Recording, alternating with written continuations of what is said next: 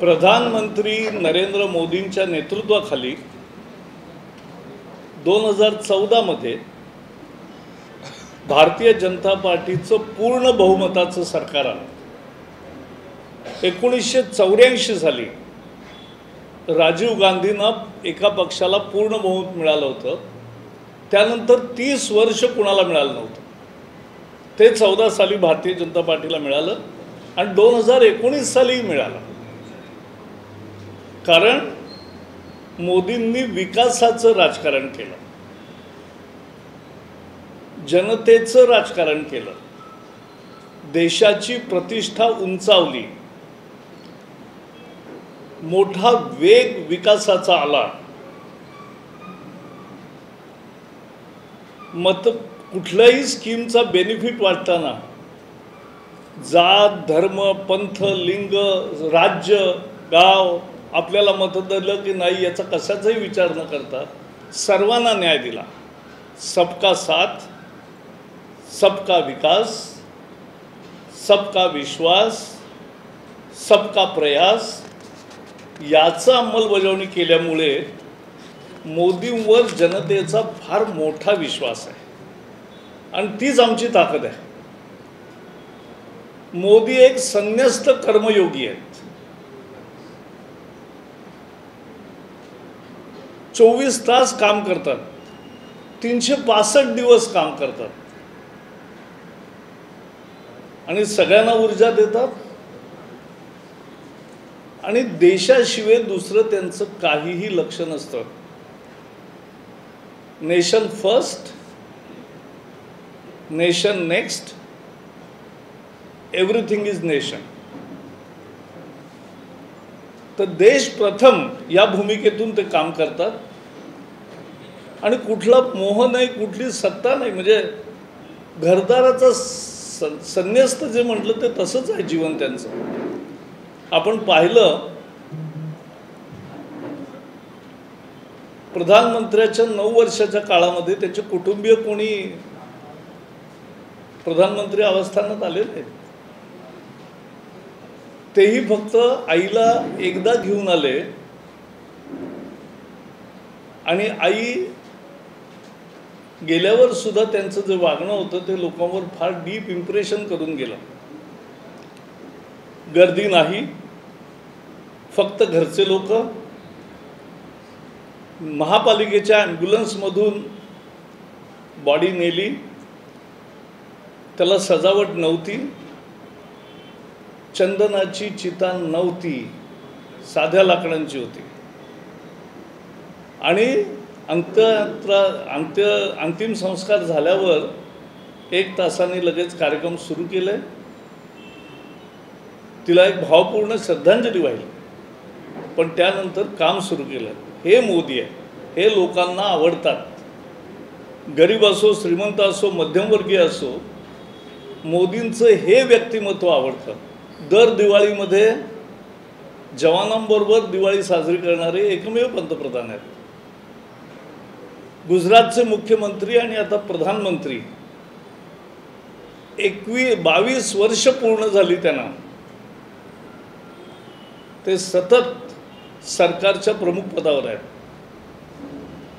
सतत नवे कार्यक्रम शोधतात करतात आणि देशाचं भलं करणं ही एकमेव चिंता आहे। म्हणून आम्हाला विश्वास आहे की लोक या नेतृत्वाला पसंत करतात मुख्य, आणि म्हणून 24 साली भारतीय जनता पार्टीला 350 पेक्षा अधिक जागा स्वतःला आणि NDAला 400 पेक्षा जास्त जागा मिळतील आणि आमचा जोरात विजय होईल याची मला पक्की खात्री आहे।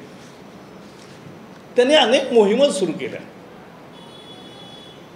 घर घर तिरंगा, आत्मनिर्भर भारत, डिजिटल भारत, शाश्वत विकास, स्वच्छ भारत, नमामि गंगे आणि सर्व योजनांमध्ये जनतेने अद्भुत सहयोग दिला। जनतेचं असं पार्टिसिपेशन यापूर्वी नाही पाहायला मिळालं। मध्यम वर्गाला काय लागतं? शांतता, सुबत्ता, सुलभ सुविधा आणि विकासाच्या संधी। खरं म्हणजे सगळ्या जनतेला हेच लागतं। आठवा जरा 2004 ते 2014 या काळामध्ये पुण्यासहित अनेक शहरात सतत बॉम्बस्फोट व्हायचे, अतिरेकी हल्ले व्हायचे, शेकडो लोक मेली. 9 वर्षात असा बॉम्बस्फोट झाला नाही, असा आतंकवादी हल्ला झाला नाही. नक्षलवादी 150 जिल्ह्यामध्ये होते, आता 1.5 जिल्ह्यामध्ये आहेत. जम्मू काश्मीर 370 रद्द झाल्यावर तिथे विकास पर्व सुरू झालं, दगडफेक एकदाही झाली नाही, आतंकवाद कमी झाला, प्रगती जोरदार सुरू झाली. आत्ता तर G20 परिषद सुद्धा झाली. नॉर्थ ईस्टमध्ये प्रत्येक राज्यात खूप अशांतता होती, आता विकासही होतोय आणि जवळजवळ सगळ्या म्हणजे मणिपूरचं आत्ता मधलं हे सोडू पण तेही शांतता प्रस्थापित होईल. पण संबंध नॉर्थ ईस्टमध्येही शांतता आली, त्यामुळे शांतता आली. 21,000 योजना सरकारी ऑनलाईन झाल्या, सुविधा आहे. डिजिटल इंडियानी तर देश बदलून टाकला. डिजिटल इंडियामुळे आपल्याकडे डिजिटल व्यवहार, आता चहा प्यायला तरी सुद्धा माणूस जीपे करतोय किंवा स्कॅन करतोय. आपण जो UPI प्लॅटफॉर्म तयार केला तो इतका मजबूत आहे की सगळी जग त्याची प्रशंसा करत आहे. आणि जगातील सर्वात जास्त डिजिटल ट्रान्झॅक्शन्स आता गेले 6 महिने भारतात होत आहेत. आपली दुनिया आपणही पाहताय, तुमचं तर सगळं दुनिया बदलली, मीडियाची सुद्धा. आणि डिजिटल क्रांतीमध्ये आपल्याकडे सगळ्यात चीप डाटा आहे, चीपेस्ट. म्हणजे जर्मनीमध्ये 600 रुपये 1 GB डाउनलोडला आहे, चीनमध्ये 200 रुपये आहेत, जपानमध्ये 400 रुपये आहेत, अमेरिकेत 300 रुपये आहेत, भारतात 10 रुपये सुद्धा नाही. त्यामुळे इतकं डिजिटल रेव्होल्यूशन आपल्याकडे झालं. आपली स्टेशन्स वायफाय झाली, आपले हजारो शैक्षणिक कॅम्पसेस वायफाय झाले, 60 कोटी लोकांहून अधिक जास्त सोशल प्लॅटफॉर्म्सवर आहेत, 87 कोटी इंटरनेट कनेक्शन्स आहेत. दुनिया आश्चर्य करते की भारताची ही डिजिटल पद्धती. आणि कोविन प्लॅटफॉर्म आहे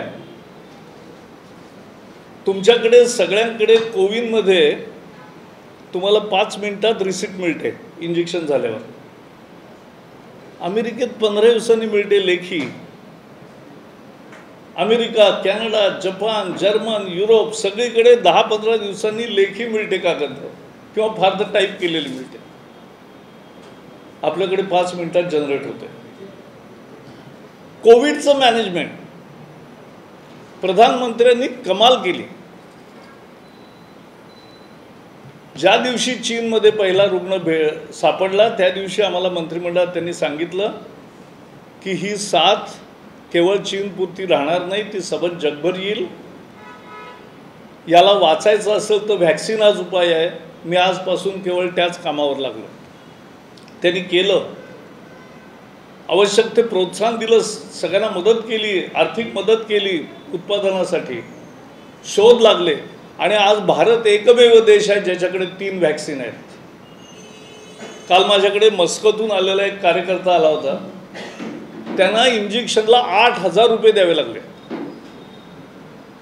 आपल्याकडे फुकट मिळाले. 220 कोटी डोस लोकांना फुकट मिळाले. 80 कोटी लोकांना फ्री रेशन मिळालं आत्तापर्यंत. म्हणजे 36 महिने झाल्या, यंदाचा 36वा महिना. 165 किलो पर हेड रेशन फुकट मिळालं आहे. म्हणजे 5 जणांच्या एका फॅमिलीमध्ये 1 क्विंटल धान्य आलं आहे. कोविडमध्ये मी काल व्यापाऱ्यांच्या मेळाव्याला गेलो होतो, ते म्हटले त्यावेळेला आम्हाला EMI 1 वर्ष डेफर करून दिला, अनेक सवलती दिल्या, त्यामुळे आम्ही वाचलो. अशी स्थिती मध्यम उद्योगांची सुद्धा आहे. छोट्या आणि लघु उद्योगांना 4 लाख कोटीचे त्यांना आर्थिक सहाय्य केलं, त्यामुळे त्यांना गॅरंटी दिली, त्यातून कोविडमधून आपण बाहेर आलो. आता 10,000 हॉस्पिटलमध्ये ऑक्सिजन प्लांट तयार झाले, पूर्वी 9 ते 10 मध्ये सुद्धा. 10,000 हॉस्पिटलमध्ये. त्यामुळे आता कोणती साथ भारतात येऊ शकत नाही. आणि आपल्याकडे काय विरोधक म्हणजे काय, नतद्रष्ट आहेत ते आहेतच. अहो, ती कोवॅक्सिन लस निघाल्यावर केवढा आरडाओरडा केला, असुरक्षित आहे. अखिलेश यादव तर म्हणाले की मी तर भाजपची लस घेणारच नाही. पण मोदी आहेत, त्यांचा जेव्हा नंबर आला लस घ्यायचा त्यावेळी त्यांनी स्वतःच कोवॅक्सिन घेतली. त्या दिवशी चर्चा संपली सगळी.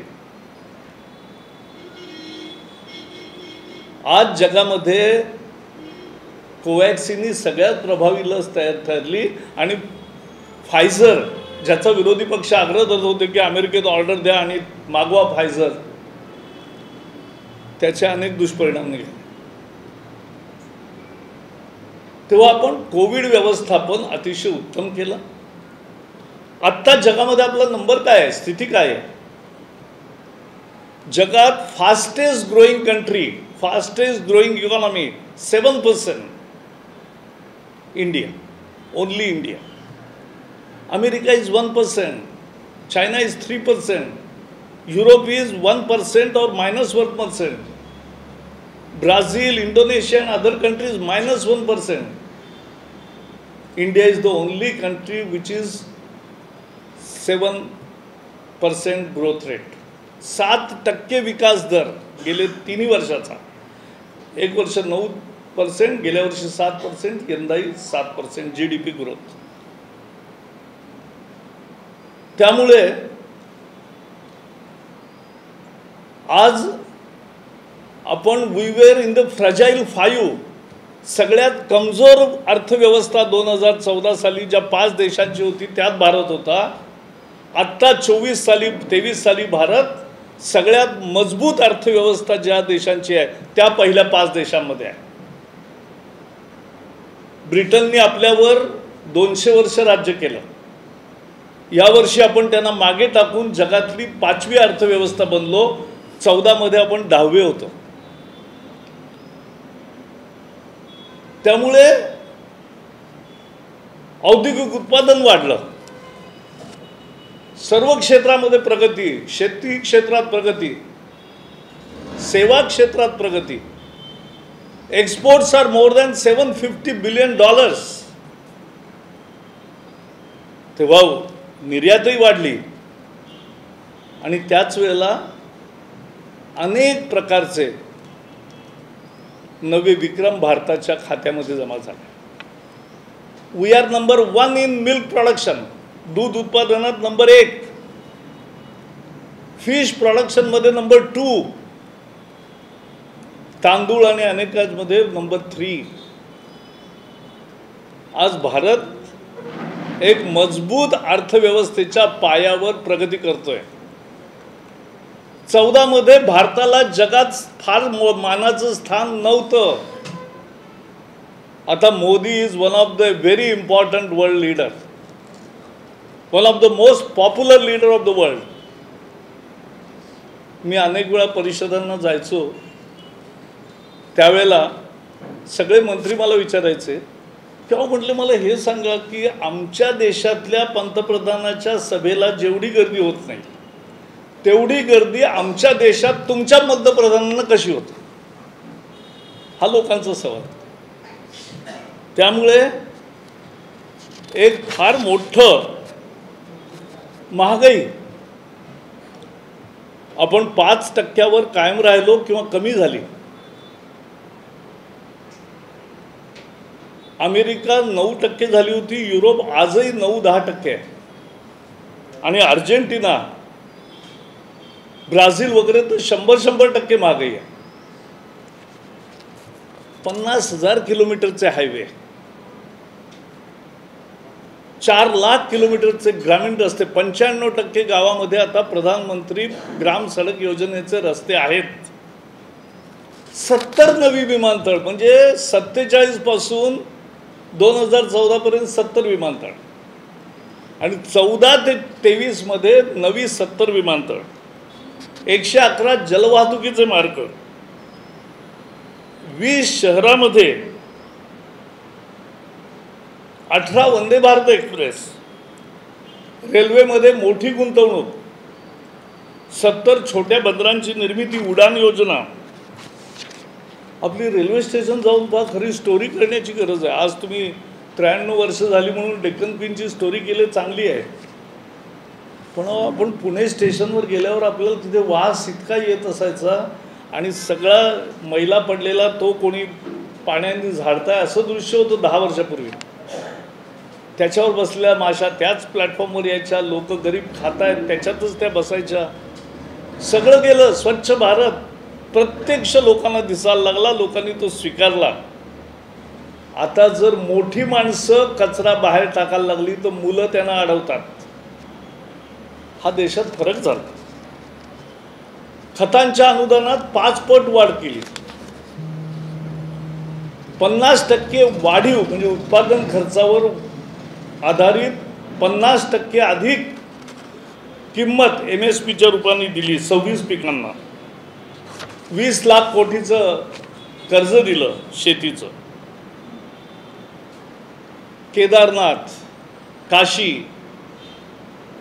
सोमनाथ, देवधर, चारधाम, करतारपूर साहेब, महाकाल, देशाच्या सांस्कृतिक वारशाचा विकास, आणि आता श्रीराम मंदिर. हे झालं, प्रत्यक्ष पाहतायत लोक. आंबेडकरांच्या जीवनातील महत्त्वाची 5 ठिकाणं, त्यांचं जन्मस्थान महू, त्यांची शिक्षाभूमी लंडन, त्यांची दीक्षाभूमी नागपूर, त्यांची कर्मभूमी दिल्ली, त्यांची शेवटची निर्वाणभूमी चैत्य म्हणजे मुंबई. त्यामुळे या सगळ्या पंचतीर्थांचा विकास केला. सरदार पटेलांचा, नेताजींचा पुतळा सुद्धा लावायला आधीचं सरकार तयार नव्हतं. अभिमानाने देशाने लावला. आणि म्हणून मी तुम्हाला लेखी देतोच आहे. नरेंद्र मोदी एक नवं राजकारण करतायत, त्याचं नाव विकासाचं राजकारण आहे. खरं तर सगळ्यांनी यात सहभागी व्हायला पाहिजे. लोक आहेत. दुर्दैवाने विरोधी पक्षांना काहीच सुचत नाही. काल मी ऐकलं की ते म्हटलं आमचा फोन बघ, आमचा फोन सुद्धा टॅप होतो. अहो, सुप्रीम कोर्टाने सांगितलं होतं की फोन टॅप होतो तर तुमचा फोन द्या, इथे तज्ज्ञ समिती बसली ती तपासेल, तेव्हा दिला नाही.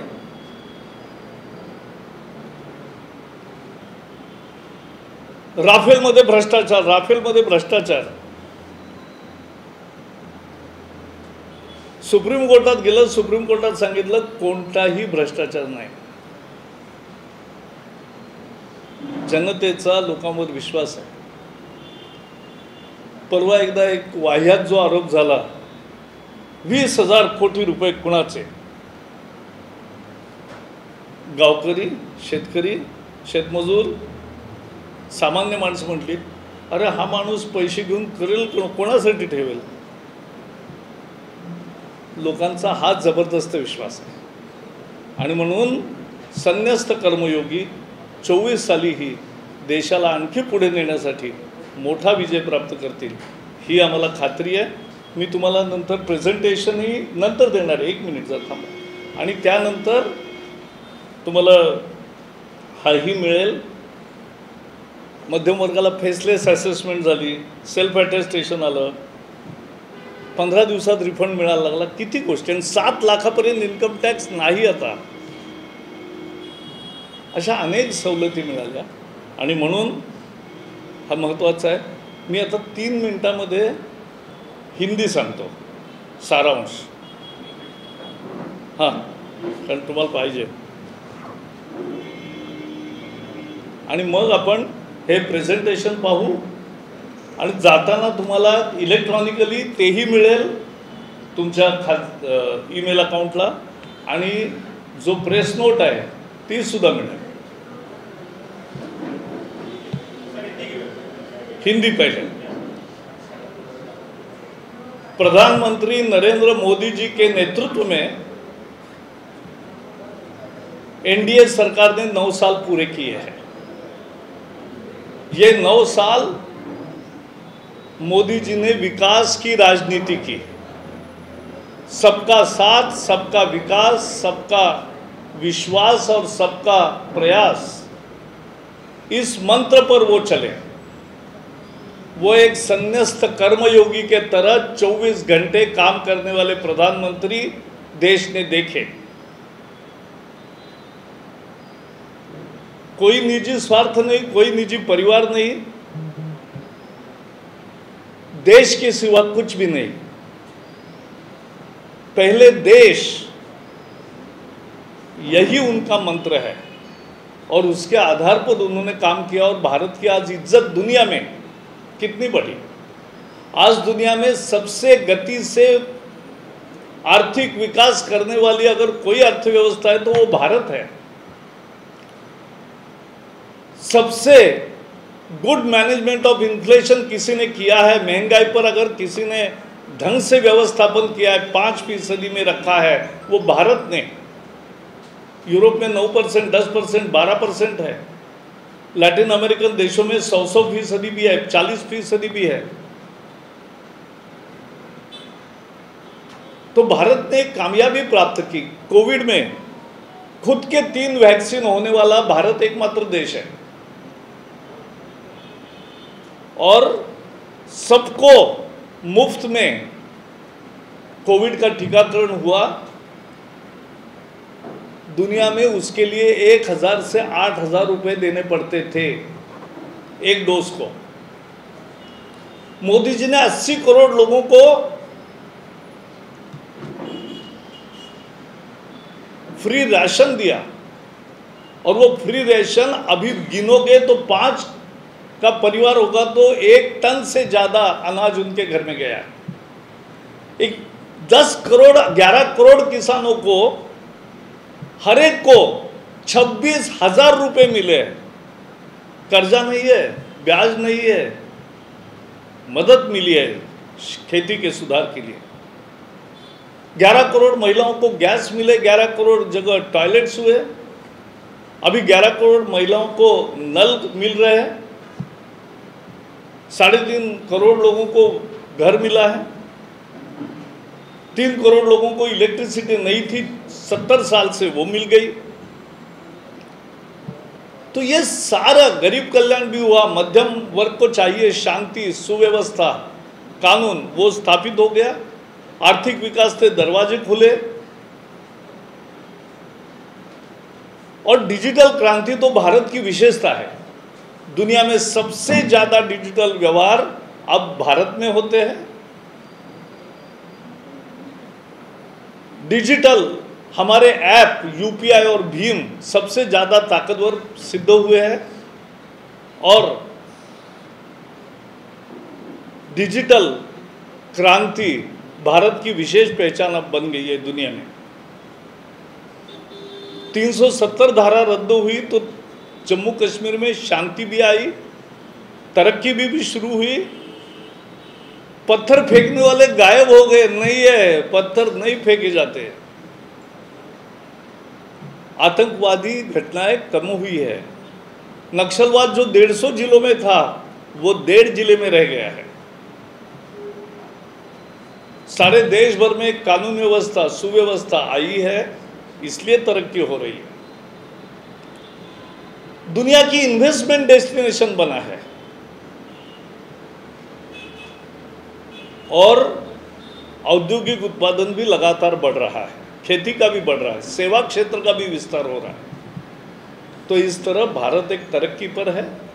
हमें पूरा विश्वास है कि ये संन्यस्त कर्मयोगी प्रधानमंत्री नरेंद्र मोदी जी के नेतृत्व में तीसरी बार भी 2024 में भारतीय जनता पार्टी खुद के 350 से ज़्यादा सीटें प्राप्त करेगी और एनडीए 400 से भी ज़्यादा सीटें पाएगी। ये जनता का विश्वास है, क्योंकि उनको मालूम है उन्हें एक अद्वितीय नेता मिला है। उनका विश्वास ही हमारी मुख्य ताकद है। आता हे जरा पाहू, दाखव आता। मैं थोड़ा सा एक्सप्लेन करता हूँ। कुछ तो किया है इसमें, प्रेजेंटेशन की क्या नहीं जरूरत। हाँ 5 मैं तो भेज रहा हूँ, लेकिन जैसे ही जरा अरे ये लाइट क्यों दिख रहा है। हाँ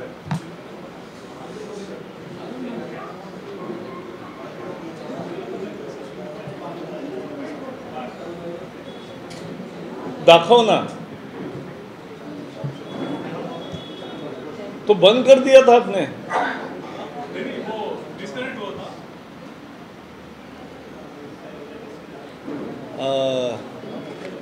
हे कुठं आहे मयेकर, एक मिनट इधर जरा। नहीं ये हाँ दे दो लैपटॉप। हाँ मैं नेक्स्ट कहूँगा।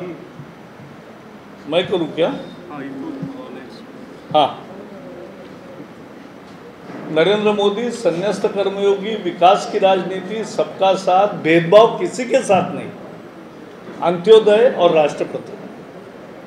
दिस इज मोदी। 1 मिनट मैडम थोड़ा 5 मिनट मेरे लिए।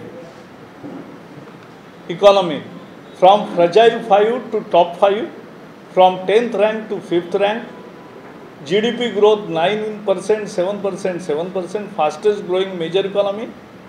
Recession looming in Europe, German में तो recession आ गया, लेकिन भारत में नहीं।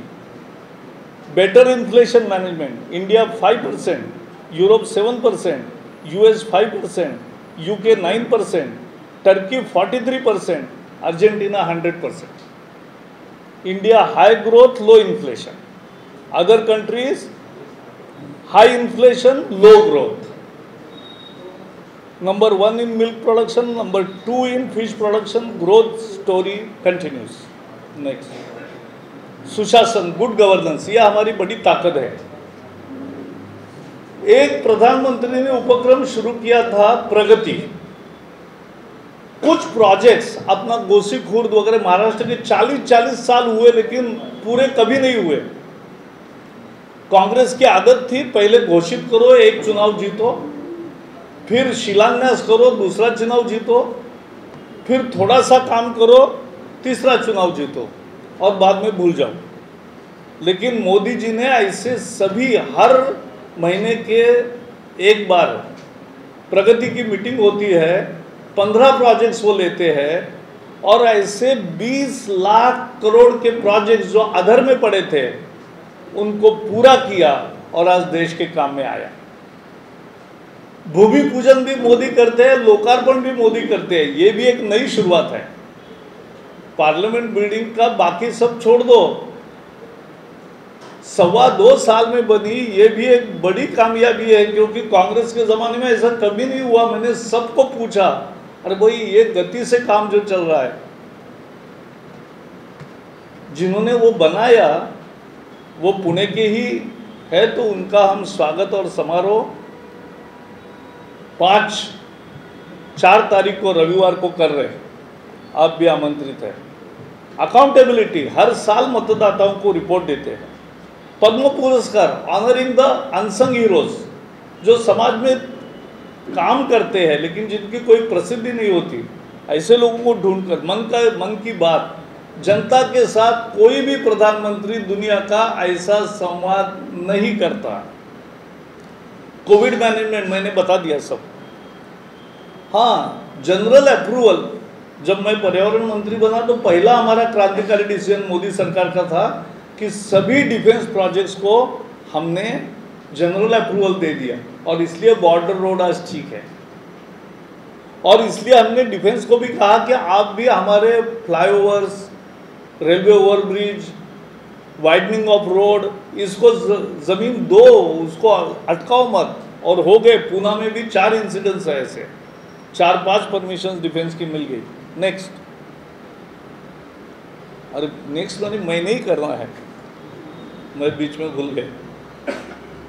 यूनिक डिसीजन, आपको पता नहीं होगा, सैनिक डेयरी फार्म्स होते थे नगर के पास, दौड़ के पास था। सैनिक है वहां हजारों, क्या कर रहे? पशुओं को चारा खिला रहे, पशुओं का दूध निकाल रहे, दूध कलेक्शन करके सबको बांट रहे। ये सैनिकों का काम था। मोदी जी ने अध्ययन किया, पूछा कि इस डेयरी फार्म से कितना दूध मिलिट्री का मिलता है, तो केवल 10%। तो उन्होंने कहा 90% कहाँ से आता है? तो बाजार से। तो बोले बाजार से 100% लो। सारे सैनिक डेयरी फार्म बंद किए, सारे लोग सेना में फिर से ज्वाइन हुए। फिर एक बड़ा निर्णय, हाँ जो एक न्यूज़ है, जरा थोड़ा कैमरा इधर करो, क्योंकि ये आप चलाओगे मुझे याद, पक्का विश्वास है। हाँ, ये लाइट लगाओ जरा, क्योंकि मैं बताते बताते भूल गया। हाँ ठीक है, आप कहोगे कि मैं दुख रहा। भारत सरकार ने एक बहुत बड़ा फैसला लिया है जो पूना के लिए भी मायना रखता है। देश में 68 कैंटोनमेंट बोर्ड है, 68। इन 68 कैंटोनमेंट बोर्ड के जो सिविलियन आबादी थी, उनका हमेशा ये शिकायत रहती थी कि वो ना रिपेयर कर सकते हैं, ना जिस शहर के पास वो है उनके नियम लागू और फायदा उनको नहीं मिलता था। केंद्र ने यह तय किया है कि सारे कैंटोनमेंट बोर्ड नज़दीक के कॉरपोरेशन में शामिल हो सकते हैं, सिविल एरिया, और वो सिविल एरिया को सारी सहूलतें मिलेगी जो शहर के लोगों को मिलती है, तो उनकी संकट दूर होगा। एक बड़ा ऐतिहासिक फैसला है। Next, 10 tribal freedom fighter museum किए, अंबेडकर के पंचतीर्थ मैंने बताए, नेताजी सुभाष चंद्र बताए, पीएम म्यूजियम। मुझे बताइए कौन ऐसा प्रधानमंत्री है कि जो दूसरे प्रधानमंत्री का म्यूजियम और हॉल तैयार करेगा? मोदी जी ने प्रधानमंत्री रहते आज तक नेहरू जी से जितने भी प्रधानमंत्री हुए, इंदिरा गांधी, राजीव गांधी समेत, सबके एक एक हॉल में एक एक पूरा प्रदर्शनी लगाई है। आप भी दिल्ली में जाओ तो प्रदर्शनी, प्रधानमंत्री संग्रहालय है, वो देखिए। नेशनल वॉर मेमोरियल पहली दफा हुआ। रेड फोर्ट में एक स्वतंत्रता सेनानियों का प्रदर्शनी तैयार हुई। औरंगजेब रोड का अब्दुल कलाम रोड हुआ। राजपथ का कर्तव्य पथ हुआ। रेस कोर्स रोड का लोक कल्याण मार्ग हुआ। International year of millets. अरे भाई, जो गरीब खाता था, मिलेट्स माने क्या? मैं हमेशा सिंपल डेफिनेशन बताता हूँ। मिलेट्स माने जो गरीब खाता था वही अच्छा था, या अमीरों को अब समझा है। That is millet. ज्वार, बाजरी, रागी, यही तो हम खाते थे, कुड़कू।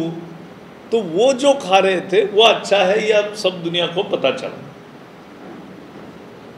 G20 presidency, 1 earth, 1 family, 1 future, this is India and new parliament building. Then ये बट देखो अभियान कितने किए जिसमें लोग आए।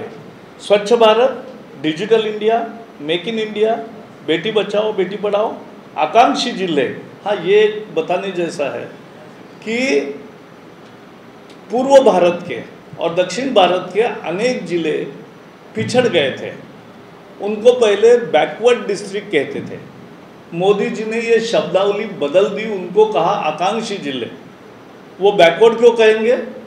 वो आकांक्षी है, उनको तरक्की करनी है। और अब स्पेशल एफर्ट्स हो रहे हैं और 3 साल में आकांक्षी जिलों में बहुत तरक्की हुई है। सस्टेनेबल डेवलपमेंट, दिव्यांगजन भी ऐसी प्रेरणा है। पहले तो क्या कहते थे, हम बचपन में सुनते थे कोई लूला है, लंगड़ा है, बहरा है, ऐसा बोलते थे लोग। बाद में कहने लगे फिजिकली हैंडीकैप, फिर कहने लगे अपंग, अपाहिज। अब बदल गई भाषा। मोदी जी ने कहा दिव्यांगजन। हाँ, उनको एक अंग में ताकत नहीं होगी लेकिन दूसरी भी बहुत अच्छी ताकत है उनमें, तो वो दिव्यांग है। आज़ादी का अमृत महोत्सव, घर घर तिरंगा, योग दिवस, अमृत काल का उन्होंने संकल्प किया, विकसित भारत, दास्य भावना से मुक्ति यानी फ्रीडम फ्रॉम कॉलोनियल माइंडसेट, कर्तव्य, एकता, सांस्कृतिक गौरव। नेक्स्ट,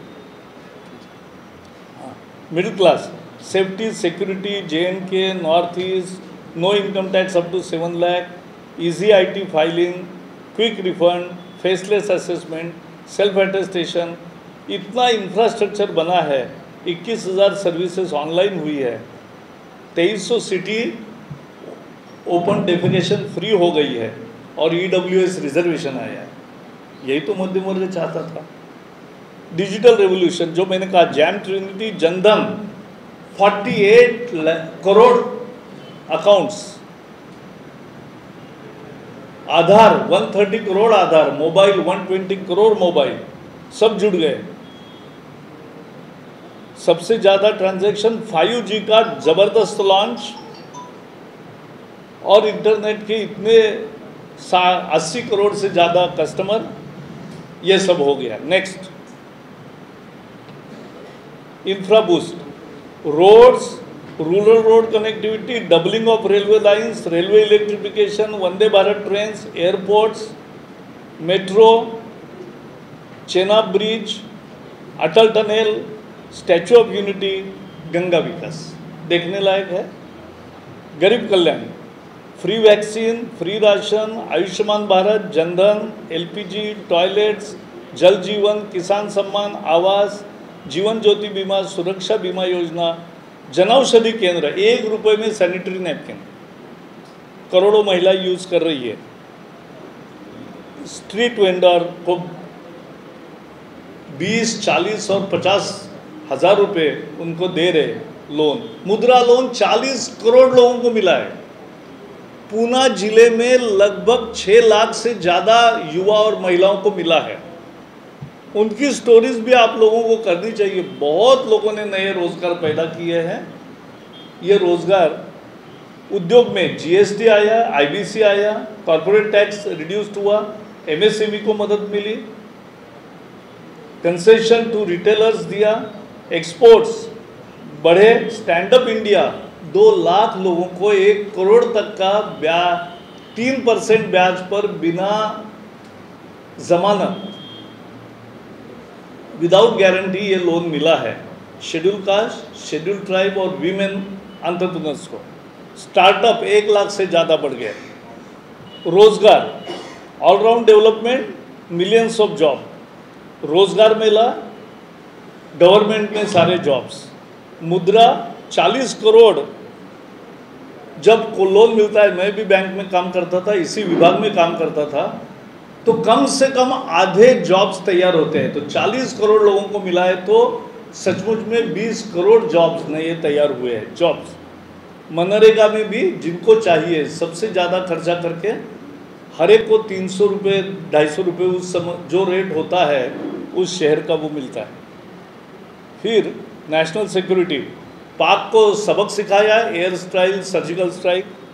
चाइना में हमने झुके नहीं, हम चाइना के सामने 1 रैंक 1 पेंशन दिया, डिफेंस रेडीनेस एंड मॉडर्नाइजेशन किया, राइजिंग डिफेंस एक्सपोर्ट्स हुए और ट्रांसपेरेंट डिफेंस एक्विजिशन हुआ। सारी सामग्री लाई, कोई विवाद नहीं। हेरिटेज, केदारनाथ, काशी, करतारपुर, मैंने जो बताया वो सारे। फिर नारी शक्ति, ये भी एक अच्छा है। 10 साल में, 9 साल में सेक्स रेशो बदले। सेक्स रेशो का मतलब है कि 1000 पुरुषों के में 1000 पुरुषों के तुलना में कितनी महिलाएं होती है, जन्म लेती है लड़कियां, वो सेक्स रेशो है। तो ये पॉजिटिव बन गया। 9 साल में इतनी तरक्की क्योंकि लोग बदले। मातृवंदना 3 करोड़ महिलाओं को मिलता है। पेड मैटरनिटी लीव 26 यानी 6 महीने की हो गई। सुकन्या समृद्धि 3 करोड़ अकाउंट हुए। सैनिटरी पैड 1 रुपये में मिलने लगा। PM आवास 70% महिलाओं के नाम हुआ है। IIT, हाँ एक है, IIT में मैं जब मंत्री बना तो 4% लड़कियां थी। हमने उसके कारण ढूंढे, उसका स्पेशल कोटा तैयार किया। आज IITs में 20% लड़कियां छात्राएं पढ़ रही है। कस्तूरबा डिफेंस कमीशन में भी उनका है, अग्निवीर में भी है महिला है, बॉर्डर पोस्टिंग में भी है, NDA में एडमिशन मिला है, सैनिक स्कूल में एडमिशन मिला है, मुद्रा लोन के 70% महिलाएं हैं, मैटरनल मॉर्टेलिटी रेट कम हुआ है, इंस्टीट्यूशनल डिलीवरीज बढ़ी है, और फाइटर जेट पायलट्स भी हुआ है। लास्ट युवाओं के लिए भी स्टार्टअप से लेकर शिक्षा से लेकर नई राष्ट्रीय शिक्षा नीति से लेकर इनोवेशन से लेकर स्किल तक बहुत सारा काम युवाओं के लिए हुआ है। माइनॉरिटीज़ के लिए बहुत सारी स्कॉलरशिप लाखों छात्रों को मिल रही है। रेस्क्यू मिशन, भारत के जो भी अटकते हैं, यूक्रेन में अटके, लीबिया में अटके, यमन में अटके, इराक में अटके या कोविड में अटके, सबको भारत लाया सकुशल। ये बहुत बड़ा मिशन है। हमने दूसरे देशों के भी लोगों को उठाया और उनको भी उनके देश में रवाना KIA. Namami Gange, renewable energy, 2070 तक कार्बन न्यूट्रल होना, gist of Modi government, 9 years of peace, prosperity and progress, vibrant democracy, successful diplomacy, leadership role in world and on the road to becoming a developed nation। यह है। Thank you very much. आज मैंने मूल विषय यही KIA है। इस विषय के संदर्भ में कुछ भी सवाल है, स्वागत है। पूना के सवाल या बाकी कुछ होगा, उसके लिए आज नहीं, अलग समय अध्यक्ष और हमारे एक्स मेयर ये अलग पत्रकार वार्ता करेंगे। आपका एक भी सवाल हम वैसा नहीं रखेंगे, इसी सप्ताह में करेंगे। लेकिन आप अभी जो मैंने प्रेजेंट किया उसमें कुछ पूछना है तो जरूर पूछें।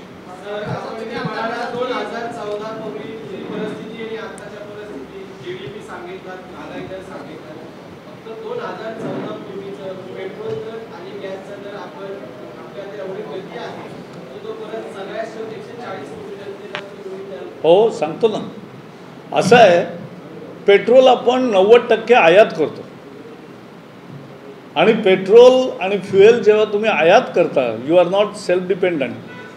युक्रेन वॉर नंतर संबंध जगामध्ये तेलाचे दर वाढले, आपल्या इकडे वाढले। युक्रेनचं युद्ध संपवण्यासाठी सुद्धा मोदींनी प्रमुख भूमिका करावी असं सगळ्या जगाचा आता आग्रह आहे आणि ते झाल्यावर तुम्हाला रिझल्टही दिसतील। त्यामुळे जस्ट वेट लिटिल। नेक्स्ट नाही, माझं उत्तर एवढंच। You can dictate me how to answer. हां हां तेच सांगतो मी। ते एक मिनिट असं आहे, शेतकऱ्याला 26,000 रुपये प्रत्येकाच्या घरात गेले। 5 जणांच्या फॅमिलीमध्ये 1 टनाहून अधिक धान्य फुकट गेलं। हे काही महत्त्वाचं नाही। सगळ्यांना फुकट लसी मिळाल्या हे महत्त्वाचं नाही। सगळ्यांना जे आपल्या हातात नाही, पेट्रोल आणि gas fuels, we are not independent, we are not आत्मनिर्भर इसमें। नाही असं नाही म्हणत, नाही तसं नाही। हे बघा, नाही, आपले पेट्रोल डिझेल आणि याचे रेट हे जागतिक दरावर अवलंबून असतात, त्यामुळे ते माहिती आहे। नेक्स्ट,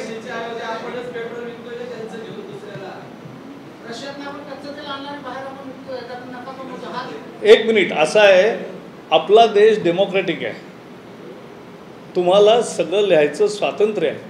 आजच्या विषयात मी जे बोललो त्याच्यात काही असला प्रश्न तो विचारा। नाही, हा आजचा विषय नाही आहे।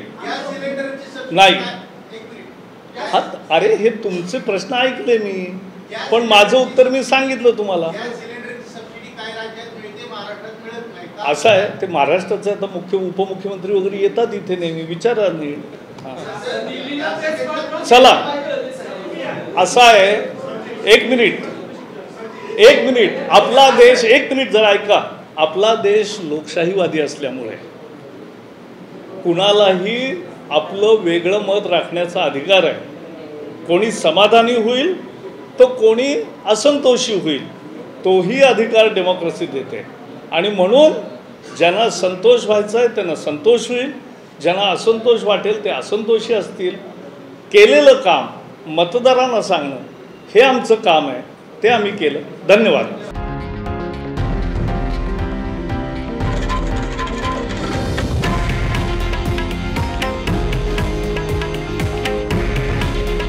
हे आहे देशातील नंबर 1 न्यूज नेटवर्क आणि आपण पाहत आहात TV9 मराठी. काळजी तुमची, हित महाराष्ट्राचं.